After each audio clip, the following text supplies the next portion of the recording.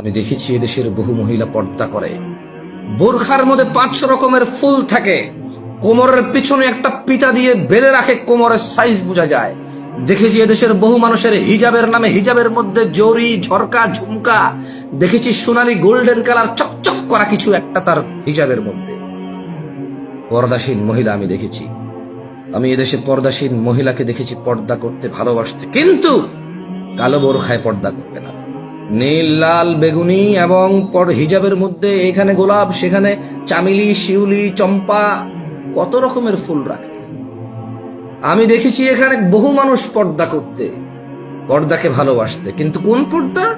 তা বোরখা হতে হবে নাভির নিচে ফুল, বোরখা হতে হবে কোমরের পিছনে বাঁধা, বোরখা হতে হবে শরীরের সাথে লাগানো, বোরখা দিয়ে বোঝা যাবে শরীরের অবয়ব, অবকাঠামো। সেই পর্দা ভালোবাসতে দেখেছি বহু মুসলিম বোনকে, ওই পর্দাকে ঘৃণা করতে দেখেছি। ওই পর্দা, আগের পর্দা বলতে শুনেছি বহু মুসলিম বোনকে, যেটা কালো হবে, যেটা ঢিলে ঢালা হবে, যেটা দিয়ে শরীরের অবকাঠামো বুঝে যাবে না।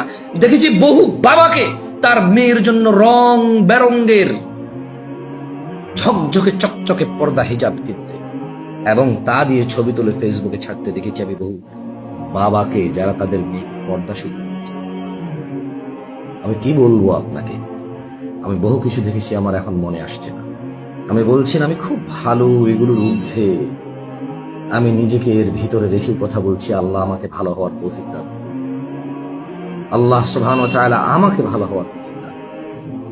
তিনি আমাকে ক্ষমা করুন, তিনি আমাকে ওই পর্দা থেকে আশ্রয় দিন যা কোমরে বাঁধে, যেই বোরখার মধ্যে রং বেরঙ্গের জড়ি থাকে, রং বেরঙ্গের ফুল থাকে, যেই বোরখায় শরীরের অবকাঠামো বোঝা যায়। তিনি আমাকে ওই রকম পর্দার বুঝ থেকে আশ্রয় দান করুন।